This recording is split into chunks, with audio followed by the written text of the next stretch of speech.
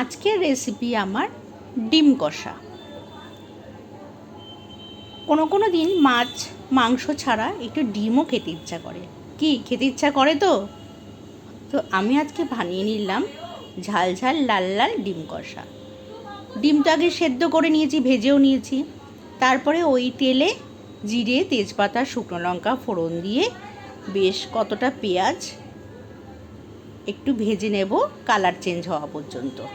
তারপরে এর মধ্যে দিয়ে দেবো পেঁয়াজ, আদা রসুন বাটা, জিরের গুঁড়ো, হলুদ গুঁড়ো আর ঝাল আর কাশ্মীরি লঙ্কার গুঁড়ো দিয়ে ভালো মতন করে মশলাটাকে কষাতে থাকবো।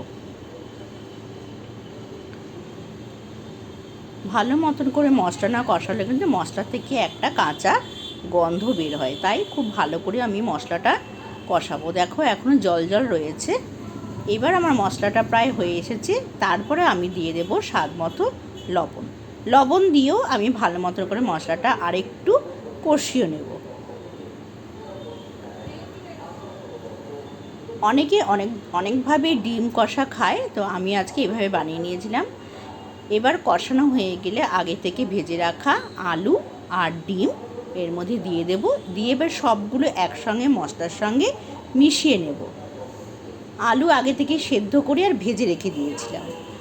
তো দেখো আমার এবার একটুখানি জল দেওয়ার প্রয়োজন আছে, কারণ এতটা কষা হলে তো খাওয়া যাবে না।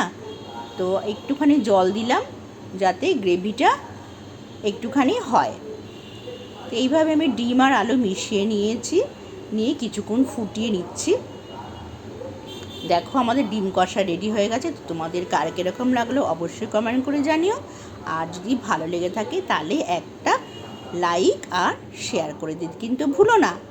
অনেক অনেক ভালোবাসা নিও। তোমরা সবাই ভালো থেকো, সুস্থ থেকো। আবার দেখাবে পরে কোনো রেসিপিতে। আজ আসি, টাটা।